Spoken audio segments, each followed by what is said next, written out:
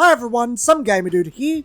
I'm making this video before the final one of 2022 goes live, so I'm sitting here anticipating that video having an interesting comment section. Anywho, I want to start 2023 with the flip side of that video. No, not what Magic does better than Yu-Gi-Oh!, but where Wizards of the Coast arguably mishandled the popularity of Elder Dragon Highlander, what we know today as Commander. But before we get to the topic of today's video, if you like today's content and want to help the channel, be sure to share the video, like, and subscribe. Whether Commander should be considered the direct product of Wizards of the Coast, the community, or the byproduct of Wizards of the Coast is actually hard to decipher. The format has its origins in an article called Elder Dragon Legend Wars by Jesus Lopez in the Duelist magazine, a magazine published by Wizards of the Coast. While Legend Wars has much of the DNA that would become Elder Dragon Highlander and much later on Commander, it's entirely its own beast. What we don't know is the behind the scenes. Was the Elder Dragon Legend Wars the brainchild of Wizards or Jesus?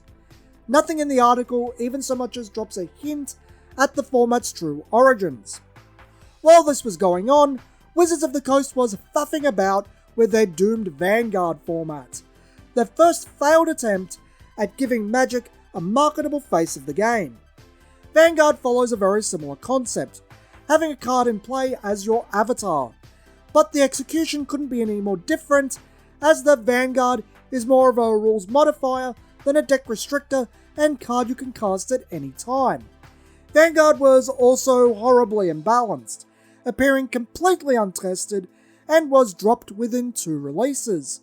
A complete footnote in Magic's history, if not for the fact Vanguard was the first time Wizards tried to push characters with the purpose of brand recognition beyond the lore for the already devoted player base.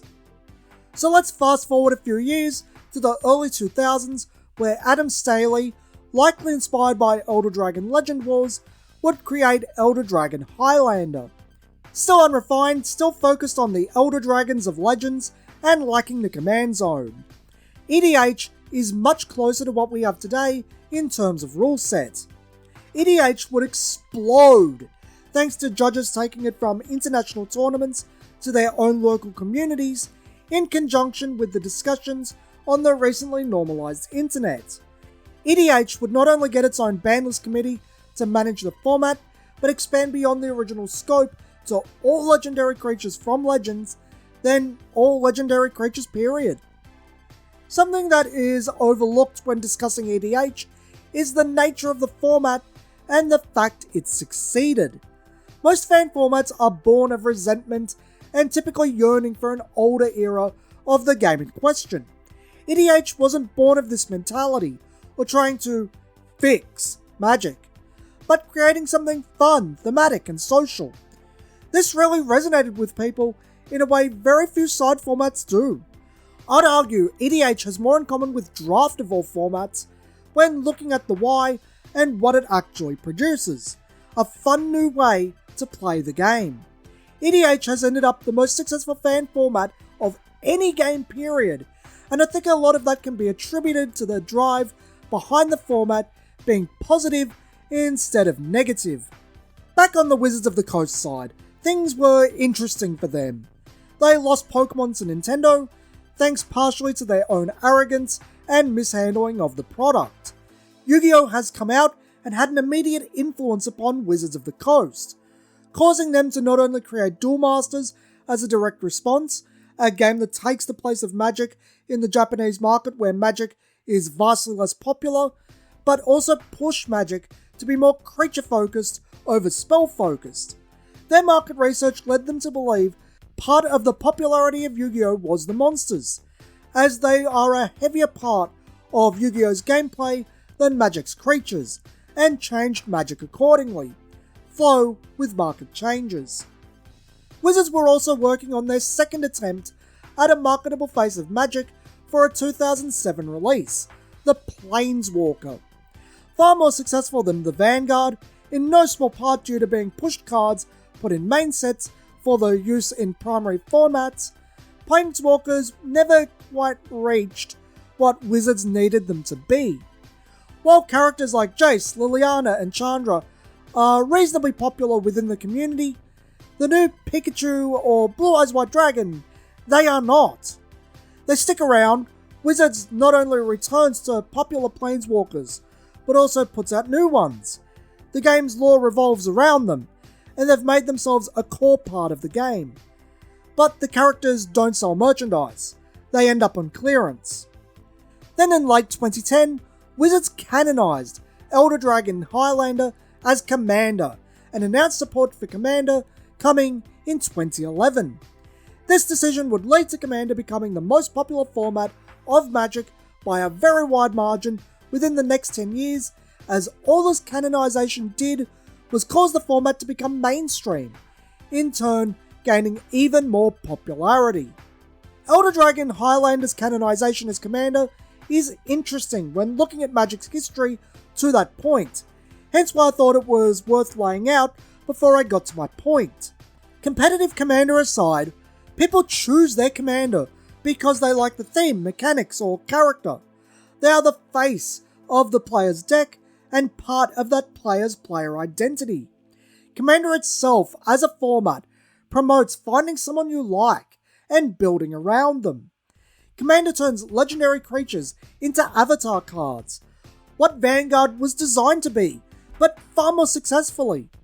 Commander builds bonds between cards and players, what the Planeswalkers were designed to be. Commander is quite literally what Wizards of the Coast was trying to create way back in 1997, except it's a natural occurrence, not forced, and a far more elegant design.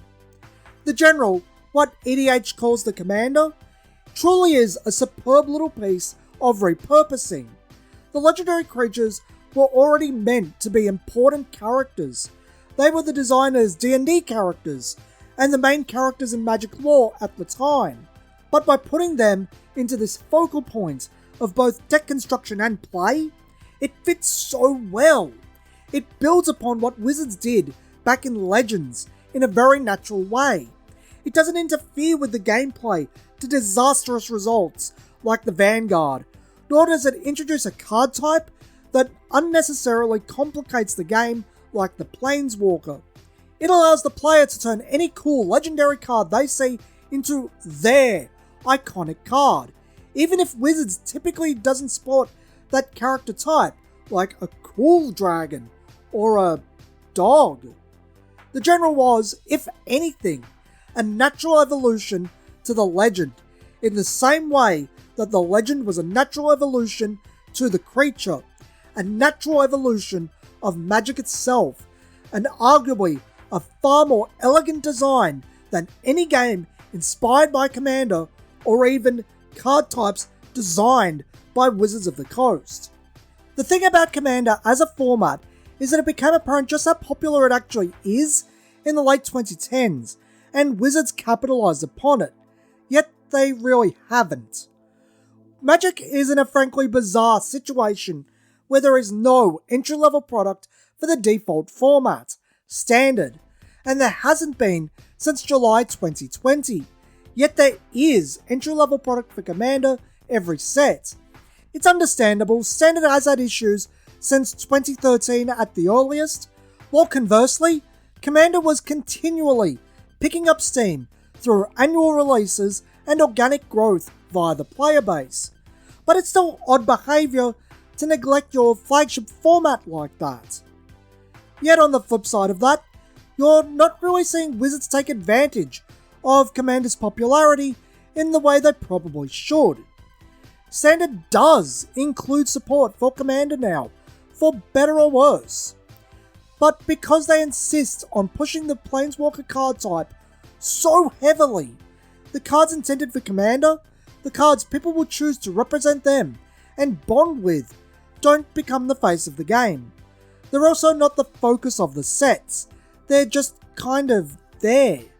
All because the Planeswalker must exist. The marketing is completely missing the mark on what the consumer is gravitating towards. There is yet another thing to consider Oathbreaker. Oathbreaker is a very small commander offshoot that allows people to use planeswalkers as commanders, something Wizards themselves experimented with back in 2014, along with a few other modifications to the rule set. Too complicated for its own good in many respects, and a complete blip on the radar in the grand scheme of things, clearly there is actually a subsection of people that want to use the planeswalkers as commanders. It seems to me that with Commander becoming the de facto way to play Magic the Gathering for what is increasingly looking like the majority, something needs to give. It's frankly too popular to leave as a side format that is only capitalised upon financially.